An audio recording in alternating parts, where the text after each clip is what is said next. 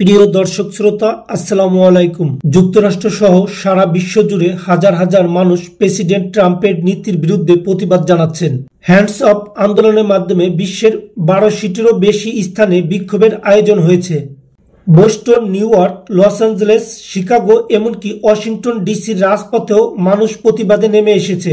এই আন্দোলন শুধু রাজনৈতিক নয়, এটি সামাজিক ও মানবিক অধিকারের জন্য একটি দৃঢ় বার্তা। ট্রাম্পের নীতিতে অভিবাসী শিক্ষার্থীদের অধিকার হুমকির মুখে, যেমন বোস্টনের তুর্কি শিক্ষার্থী রুমেইসা উস্তুর্কের গ্রেপ্তারের ঘটনা মানুষের হৃদয়ে নাড়া দিয়েছে।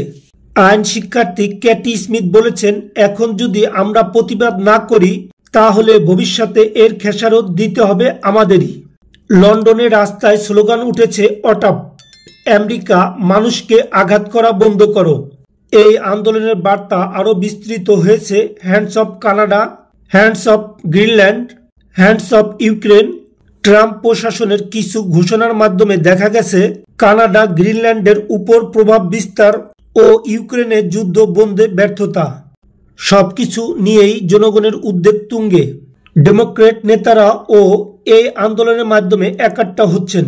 তারা বলছেন, ধনীরা এখন রাষ্ট্রের নীতি নির্ধারক হয়ে উঠছে। এলন মাস্কের মতো ব্যক্তি প্রেসিডেন্টের উপদেষ্টা হয়ে ওঠায় সাধারণ মানুষের প্রতি সরকারের দায়বদ্ধতা কমেছে।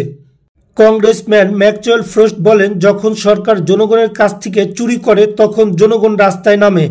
সুতরাং সময় এসেছে আমাদের সচেতন হওয়ার, অন্যায়ের বিরুদ্ধে আওয়াজ তোলার। আমরা সবাই যদি মিলে একসাথে দাঁড়াই তবে পরিবর্তন সম্ভব।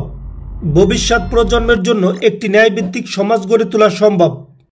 ভিডিওটি ভালো লাগলে লাইক দিয়ে সাথেই থাকুন। ধন্যবাদ।